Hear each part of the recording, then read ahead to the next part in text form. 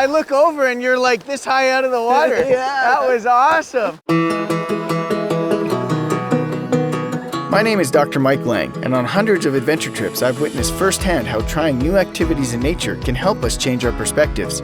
Jehan immigrated to Canada 17 years ago to receive better care for 2 of her children who have a rare genetic disorder called PKU. Together with Andrea Holwegner, a registered dietitian, I'm taking Jehan on a canoeing trip to explore some new perspectives on caregiving and nutrition. This is Caregivers in the Wild.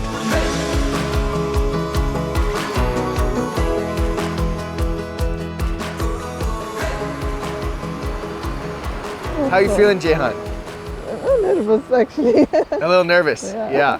Yeah, it'll be your first time in a tent, your first time in a canoe, but I love that you chose to come out here and try this new thing with us. It's pretty adventurous. You gotta go like this, adventure! Yeah!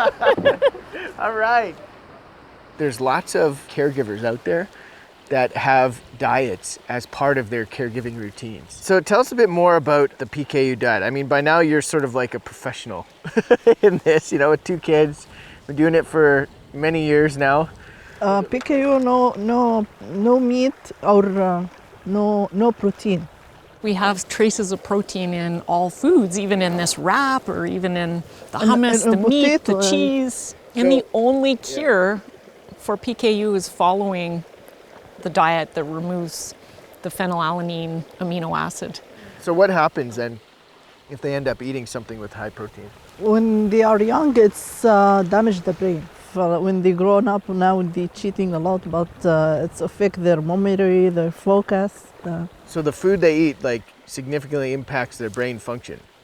Your oldest daughter was born in Egypt. She born in Egypt, yeah. And so how did that impact your daughter then? Because she was 3. She was there Development delay, but she's not impact too much, as we imagine. You demonstrate how moms can do anything for their kids, right? Yeah, so, for sure. Yeah, wow. It's really cool to hear a little bit of the background of, and we'll talk a little bit more later today. Yeah.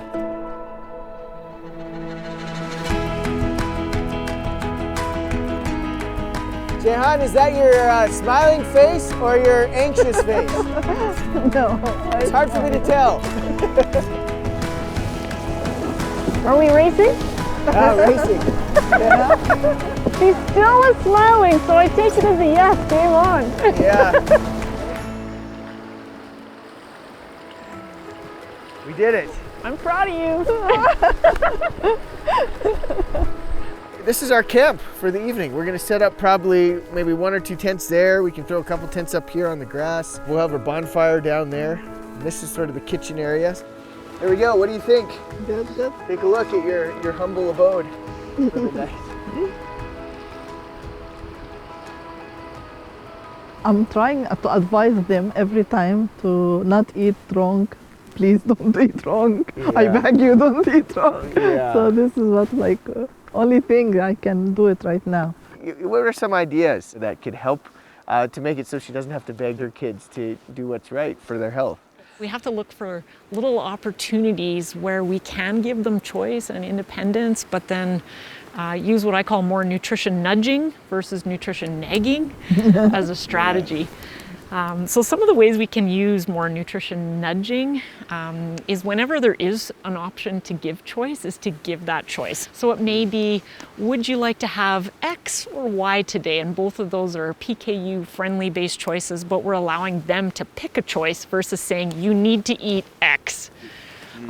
When you're a teenager, that just backs her up and don't tell me what to do, Mom. Yeah. I know it's best, and you get the classic the eye roll. Yeah. So what about you? How do you take care of your own nutritional needs, or do you?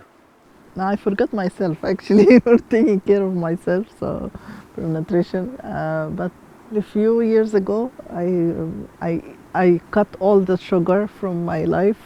I'm sure Andrea has some comments about that because she loves chocolate. So. I actually was a little sad to hear you say that, because the way that I think about nutrition is that our goal is to help people eat fully, and eating fully is healthfully and soulfully. And so healthful eating is getting all those nerdy, nutritious vegetables and, you know, all your balanced meals in.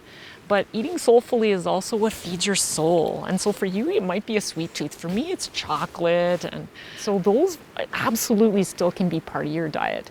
So it's always kind of finding that balance between eating healthfully and soulfully. That's really what eating fully is all about.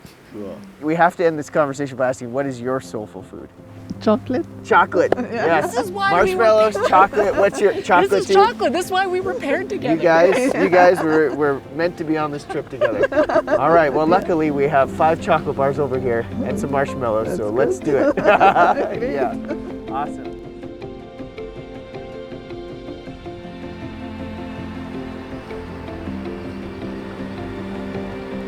All right. You guys ready? River Day 2. Let's do it. Day 2. Let's do it.